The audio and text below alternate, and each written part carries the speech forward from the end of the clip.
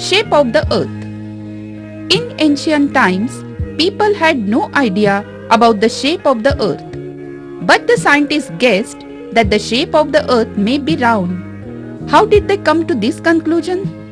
When we look around, we see that the area around is circular in shape.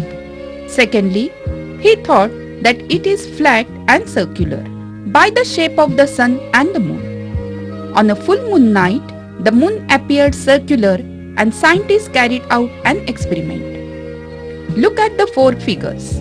At A, the entire flat surface of the disk is held before a lighted candle and the shadow cast by it is circular. The rim of the disk is held before the lighted candle and the shadow is just a line. An orange is held in different positions in front of the lighted candle. The shadow was always circular. So they knew that the shadows of spherical means round objects are always circular. During the lunar eclipse, the shadow of the earth falls on the moon. It appears like a circle or a part of a circle. So the scientists can conclude that the shape of the earth is spherical.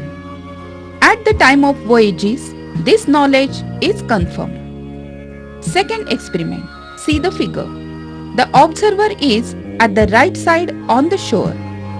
At position A, he will not be able to see the ship. At position B, he will see only the flag of the ship. At position C, he will see the flag and some part of the sails. At position D, he will see the full ship. So they concluded that the earth is round from all its sides.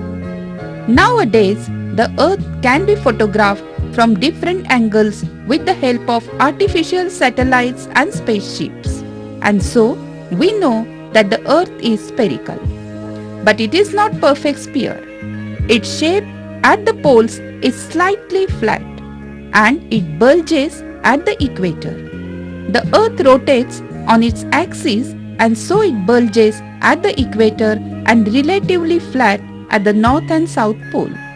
The earth's equatorial diameter is 12,756 km and the polar diameter is 12,714 km.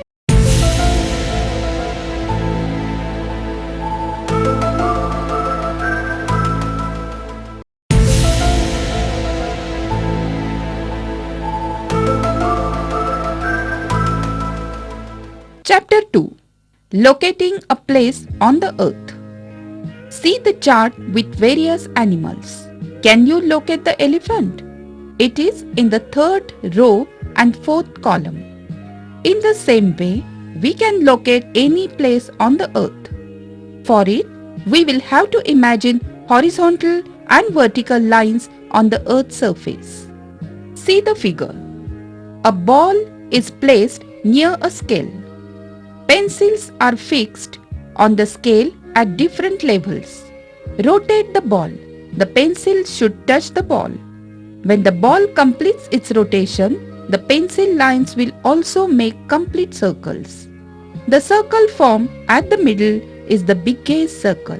This longest parallel line is called equator. All lines are horizontal and parallels. The equator is at an equal distance from the two poles. The equator is at 0 degree latitude. The equator divides the earth into two equal parts, the northern and the southern hemisphere, half circles. The distance of a parallel from the equator is given in degrees. This is known latitude. As the latitudes are on both sides, so they are mentioned as 25 degrees north or 25 degrees south. The latitudes of the poles are 90 degrees north and 90 degrees south. The earth's surface make a total of 1